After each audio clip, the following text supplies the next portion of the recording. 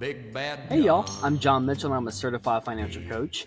I post free content here on YouTube to raise financial literacy in the military community and wherever else it may go. And I also do one-on-one sessions for folks who want to take their finances to the next level. In today's video, we're going to be discussing my top 5 baby expenses that you need to have in the first 3 months. This video is going to build upon the video I made last week where I discussed your monthly expenses on having a baby.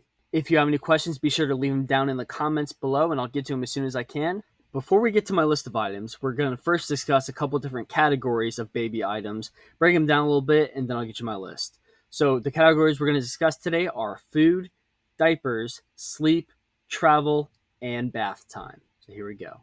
Category number 1 is food. Now this could widely vary depending on if you're breastfeeding, using formula, or going somewhere in between. A couple key items here include a pump. Now we were very lucky. Our insurance company covered our pump. So be sure to check with your insurance what pumps may or may not be covered. And that I promise you can save a couple $100 right there. Also, when we were at the hospital, they actually gave us a free manual pump. Now it's not as cool as an electronic one, but a free one's still free one nonetheless. And actually it worked really well for us in the beginning. I was just kind of getting my wife used to pumping. The next one would be a bottle station. Highly recommend y'all clean your bottles in between. I can't say that enough. And that doesn't have to be anything crazy. You don't have to go and get this, those large like machines that clean the bottle for you. You can just have like a simple bottle scrub brush and drying rack to keep your budget safe. Last but not least, thing I could think of would be a nursing pillow. I think I'd recommend it for either formula or breastfeeding. It just helps to get the baby in a good position to feed, and that's worked well for us. Category number 2 is diapers. Now, I've already covered weekly diapers and wipe amounts. Again, if you want to check out my video last week where I discussed monthly expenses and the approximate range you'll be spending on diapers and wipes themselves. But focusing on one-time expenses here, there's changing tables, which, let's be honest, you could really do it anywhere. You don't need a specific changing table to change your baby. You can use your bed or the floor.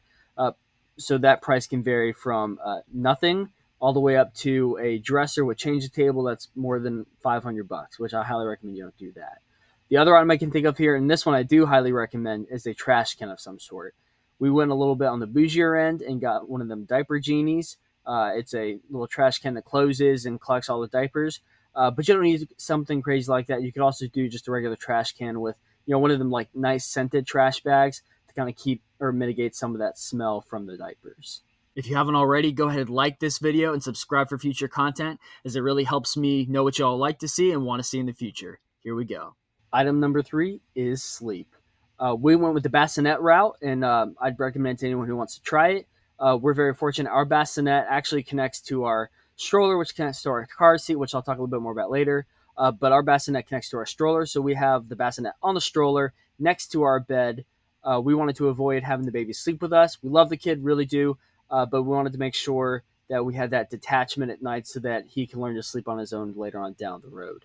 Also, I actually included swaddles in here. Some of you might kind of associate it with clothing as more of like a routine monthly expense. We got a swaddle from the hospital and bought 2 more after that, and we haven't bought any more swaddles. I think we'll buy maybe a couple more in this next like 3 to 6 month window as he grows a bit more. But I'll let you all know in our update later down the road.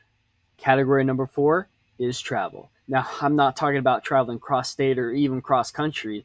I'm talking about getting from the hospital home and maybe a couple weeks later from home to your parents' house or to church or something like that. Now, the most obvious one is a car seat.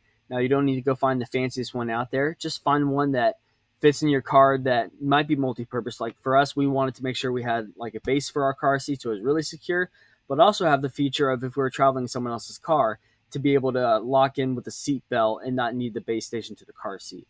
Also included here would be having a stroller if you want to travel around the grocery store, a diaper bag, which I highly recommend so you can change on the go and not have to finagle around your vehicle trying to find diaper items. And last but not least, a harness. Again, I wouldn't say super essential at the beginning, but if you want to kind of work around your house or work around the grocery store and not have to be too hands on the baby, you can have them in that harness as he starts to get to that 2 to 3 month time frame.